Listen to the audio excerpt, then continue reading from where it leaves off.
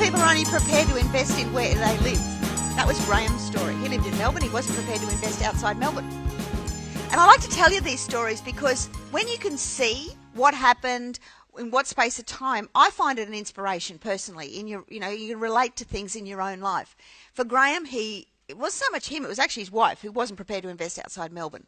And that meant that there were only certain types of strategies that suited a large metro area. So he was restricted in the type of strategies. This particular strategy, for $330,000, he bought a distressed property. He spent $34,000 on, I say reno, but it was a little bit more than that, but he only spent $34,000 on it and turned it into a positive cash flow of $15,600. Nice little property in the middle of Melbourne with good capital growth on it as well. So, you think about it for yourself. You could do that in Brisbane. You could do that in Brisbane right here, right now.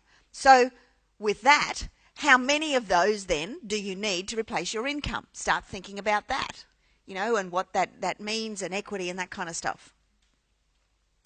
Here's another one of Jason's properties. This one here is a little property that they were doing. This is one of their joint venture deals that they did along the side while they were tied up. Were doing their own property investing and things like that. So in this particular case, it's a no money down deal for them.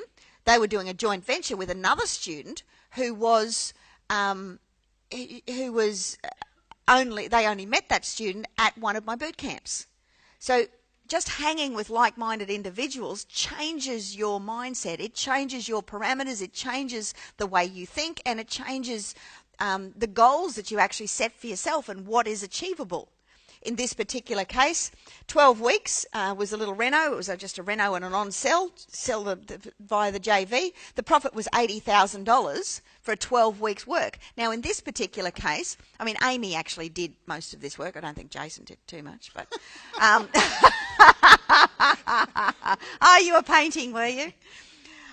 I'm going to tell a story on you. Jason, bless his soul, that little property that he did out in Narrandera in 6 hours west of Sydney, part of it was a little bit of a renovation he had to do, so he had to go and learn how to paint.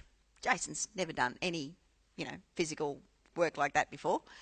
So he goes down to the hardware store, buys a paintbrush to paint the roof.